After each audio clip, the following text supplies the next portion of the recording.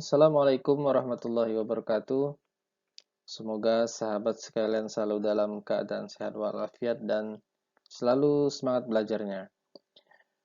Baik, pada video kali ini, Meja Belajar Akira mencoba menyajikan materi belajar atau lebih tepatnya contoh soal pengamalan nilai-nilai Pancasila dalam kehidupan sehari-hari. Video ini tentunya cocok untuk sahabat-sahabat sekalian yang sedang mempersiapkan diri dalam menghadapi seleksi CPNS maupun seleksi P3K. Pengamalan nilai-nilai Pancasila ini dapat dipastikan selalu keluar dalam soal-soal SKD pada seleksi CPNS pada bagian TWK. Materi ini sengaja kami susun dalam 4 bagian agar kita semua tidak terlalu jenuh dan mudah memahami serta mengingat materi pengamalan nilai-nilai Pancasila ini. Baik sahabat sekalian, sebelum kita mulai, alangkah baiknya kita berdoa kepada Allah Subhanahu wa taala, Tuhan Yang Maha Esa, agar kita diberikan kemudahan dalam menangkap dan memahami ilmu. Silakan berdoa.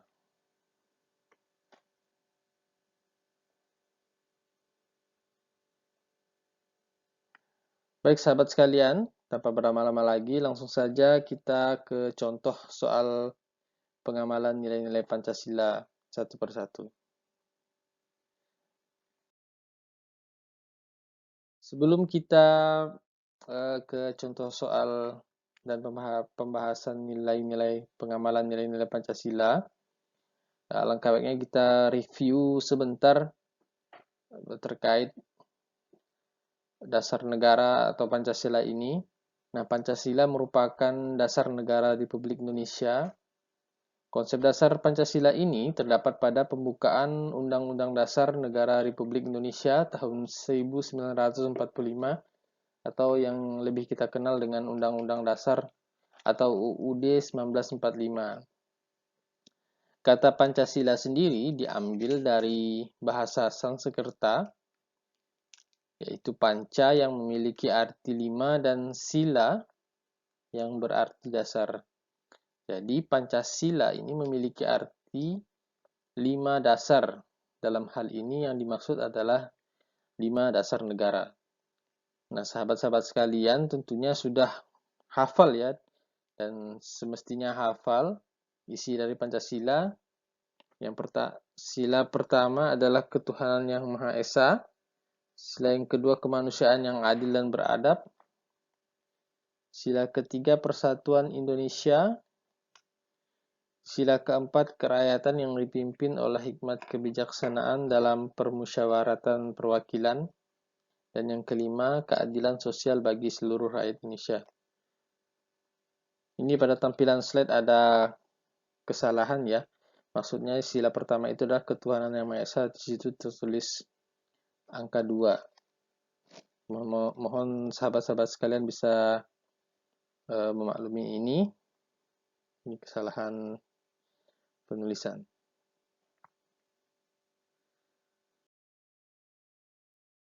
Nah, agar Pancasila ini mudah dipahami dan diamalkan oleh masyarakat, pada tahun 1978 pemerintah menyusun 36 butir-butir Pancasila berdasarkan atau sesuai dengan TAP MPR nomor 8, nomor 2 maksud kami, garis miring MPR garis miring 1978 tentang Eka Prasetya Pancakarsa atau pedoman penghayatan dan pengamalan nilai-nilai Pancasila atau yang biasa kita kenal dengan P4. Nah, butir-butir Pancasila yang dahulu ada 36 butir itu sekarang diubah menjadi 45 butir Pancasila. Dan sekarang ini masyarakat banyak yang belum tahu mengenai hal ini.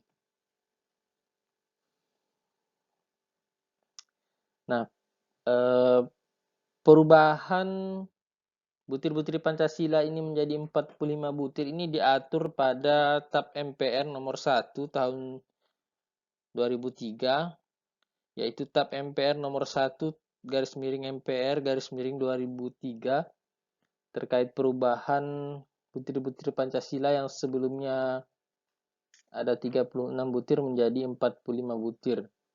Nah, sila pertama dijabarkan dalam 7 butir, sila kedua itu dijabarkan dalam 10 butir, sila ketiga dijabarkan dalam 7 butir, sila keempat dijabarkan dalam 10 butir, dan sila kelima dijabarkan dalam 11 butir. Penjabaran nilai butir-butir Pancasila ini dapat sahabat sekalian lihat dalam deskripsi video ini. Silakan nanti rekan-rekan sekalian dapat membuka bagian deskripsi untuk mengetahui butir-butir Pancasila. Baik, langsung saja kita mencoba membahas atau mengetahui kira-kira contoh ini dalam kehidupan sehari-hari merupakan pengamalan Pancasila sila keberapa. Itu yang akan kita coba pelajari, dan biasanya memang soal-soal pada seleksi CPNS maupun P3 nanti kita diminta untuk menentukan bahwa kasus atau peristiwa dalam kehidupan sehari-hari ini itu merupakan pengamalan nilai-nilai Pancasila sila keberapa. Kira-kira demikian. Oke. Nah, ini tadi contoh soal pembahasan pengamalan Pancasila ini didasarkan pada 45 butir-butir Pancasila sesuai tab MPR nomor 1 garis miring MPR garis miring 2003. Baik sahabat-sahabat sekalian, kita ke contoh soal yang pertama. Nah, ini peristiwanya adalah tidak boleh memperlakukan manusia secara sewenang-wenang atau kurang bermartabat, karena setiap manusia memiliki hak asasi yang sama. Nah, di sini kita lihat kata kuncinya adalah perlakuan sewenang-wenang dan hak asasi manusia, hak asasi yang sama. Nah, ini tentunya pengamalan sila Pancasila sila kedua. Ini adalah pengamalan Pancasila sila kedua. Pada butir mengakui dan memperlakukan manusia sesuai dengan harkat dan martabatnya sebagai makhluk Tuhan yang Maha Esa. Soal yang berikutnya. Nah, setiap manusia memiliki hak dan kewajiban yang sama untuk memperoleh pendidikan. Kira-kira ini pengamalan Pancasila sila keberapa? Nah, kata kunci yang bisa kita lihat adalah hak dan kewajiban yang sama. Nah, kalau ini merujuk pada hak dan kewajiban yang sama, maka ini merupakan pengamalan Pancasila sila keempat, yaitu sila kerakyatan yang dipimpin oleh hikmat kebijaksanaan dalam permusyawaratan perwakilan pada butir sebagai warga negara dan warga masyarakat. Setiap manusia Indonesia mempunyai kedudukan dan hak dan kewajiban yang sama. Jadi ketika sahabat sekalian menemukan soal dan kata kunci yang menonjol di sini adalah mengenai hak dan kewajiban yang sama, maka tentu ini adalah contoh pengamalan Pancasila sila keempat. Soal berikutnya, menyerahkan dan mempercayai secara penuh aspirasi kita terhadap wakil-wakil terpilih untuk menjalankan tugasnya. Nah, ini mudah sekali. Langsung bisa kita tebak ini adalah pengamalan Pancasila sila keempat, yaitu pada kata kunci wakil-wakil terpilih. Ya, ini adalah pengamalan Pancasila sila keempat. Pada butir memberikan kepercayaan kepada wakil-wakil yang dipercayai untuk melaksanakan permusyawaratan. Jadi kalau sahabat sekalian menemukan soal yang berkaitan dengan musyawarah, berkaitan dengan aspirasi, wakil-wakil, pemusyawaratan, itu pasti atau dapat dipastikan itu adalah contoh pengamalan Pancasila sila keempat. Lanjut kita ke contoh soal berikutnya. yaitu mau mengikuti kerja bakti dan berbaur dengan masyarakat lain. Nah,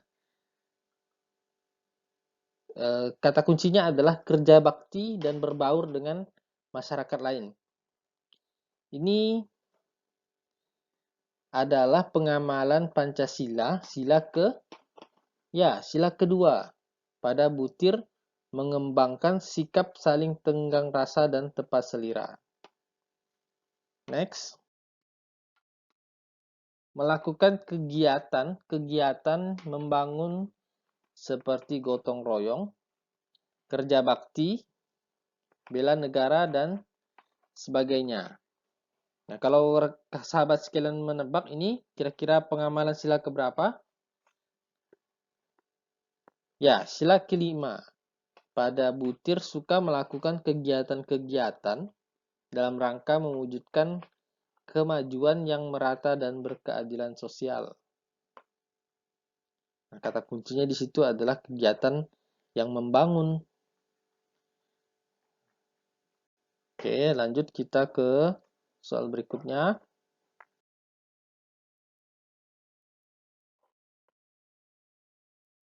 Tidak membedakan antara suku, ras, dan agama satu dengan lainnya karena kita semua sama-sama warga Indonesia. Nah, rekan-rekan sekalian, ini jangan sampai terkecoh bahwa ini adalah pengamalan Pancasila sila pertama karena ada kata agama di situ.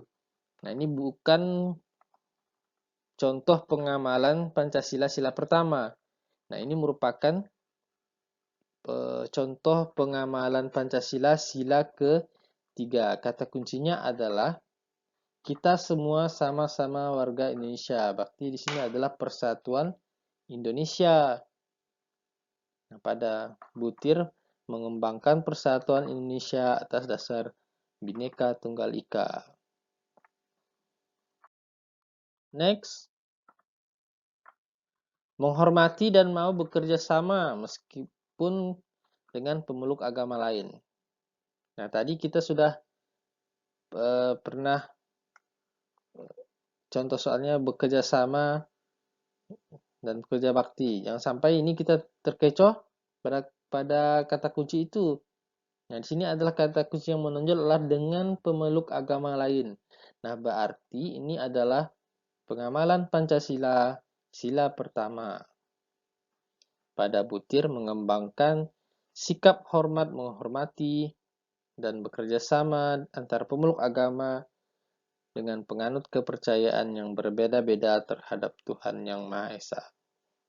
Jadi sekali lagi, kita cari kata kuncinya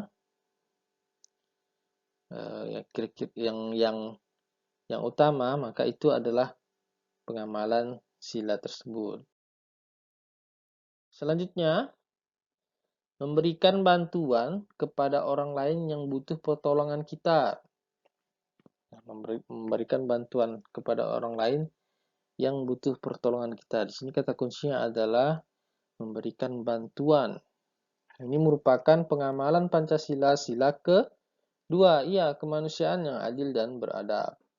Pada poin butir yaitu gemar melakukan kegiatan kemanusiaan. Mudah sekali bukan? Oke, kita lanjut ke soal berikutnya.